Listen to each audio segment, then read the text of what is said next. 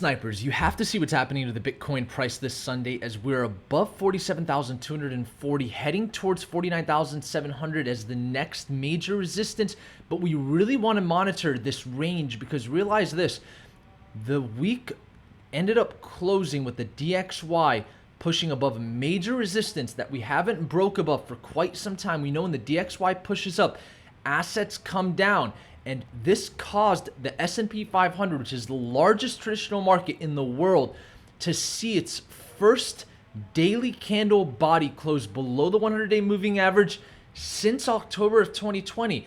And this showing weakness here tells me that the move that we've seen to the upside for Bitcoin is either temporary or it's a move that is potentially going to decouple Bitcoin away from the traditional markets, which has never happened before. And so this is a very critical time. We're not being bears on this channel. I expect Bitcoin to hit 100,000. I expect Bitcoin to hit $1 million, but it's all about market cycles and timing is a big part of this.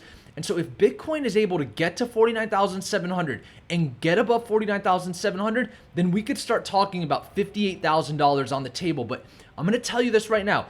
If we're going to come and test 49,700, it has to be very soon, in my opinion, because of the way traditional markets are acting. Unless that changes, right now, Bitcoin is in a very sensitive area. And so realize this, inside of the range of 49,700 and 47,240, what I'm monitoring at this point is the fact that we've yet to see real volume come in on the 6-hour chart, which is an institutional time frame.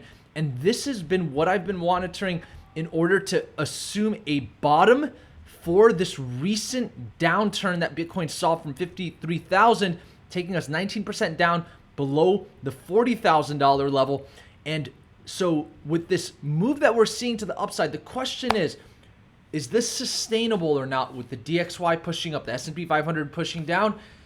That's up to you guys to decide. But what I will say is that if we start seeing hourly and 4-hour candles closing below 47,240, that is assuming we're going to come back down and test this monthly open at 44,000 US dollars, just below the $44,800 support level. So we really want to start monitoring this range. I think it was extremely important for me to get this video out right now, being that futures markets are going to be opening in a couple hours, and the traditional markets not being in the favor of the cryptocurrency market right now, at least for the bulls, is a big puzzle piece that's on the table for everyone here on the Snipers channel, because we're not going to sit here and just call $100,000 as a target on the table in the next month or so, with the other revolving parts not necessarily being in favor of that.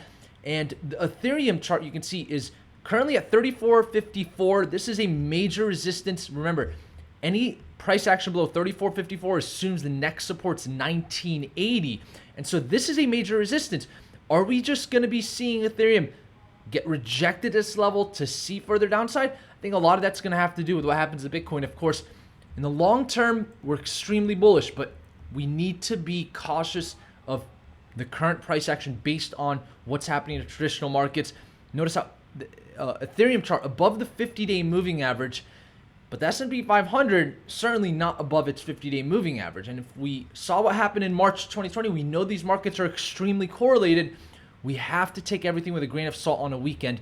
And so breaking above 34.54 assumes that Bitcoin breaks above the $49,700 level, in my opinion, and we could potentially come and test 36.50, but that's going to be the next roadblock of resistance for Ethereum. I'm not saying it can't happen. What I am saying is we have to be cautious of what's happening right now just because of what's going on in traditional markets. If we didn't see the DXY pushing up and S&P 500 pushing down to end the week, I wouldn't be, so cautious of this upside move we've seen during this weekend. But that's very important to mention.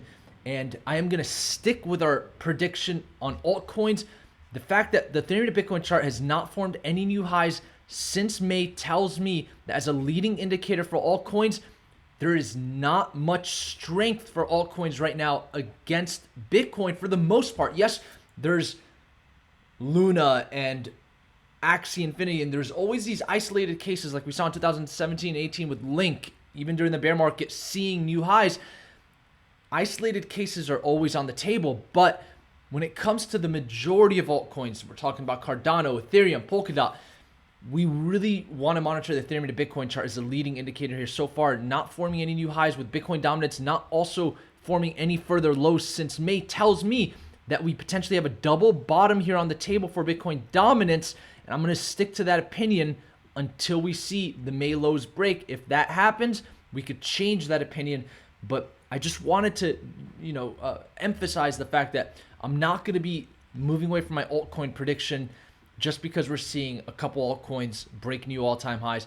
When we look at the altcoins outside of Bitcoin and Ethereum, also has not formed any new highs since May. And so remember, traders can control short-term price action, but the macro does not lie. And that's what institutions play off of. And so I always play like an institution. You can play like a retail trader. And what it tells me right now on this chart is that we're not in altcoin season, and it's potentially in the early phases of a reversal. And that did not come on the table until September. I wasn't saying altcoin season was over back in July or June. I was starting to say that once we formed this lower high and we started to see some downside. Actually, it was exactly when Bitcoin dropped 19%, because those major moves typically are either a end point or a start point for a trend. And so that's why that's always going to be a food for thought. And what I'm really going to be monitoring as we start to see futures markets open is how's the DXY and S&P 500 going to be moving.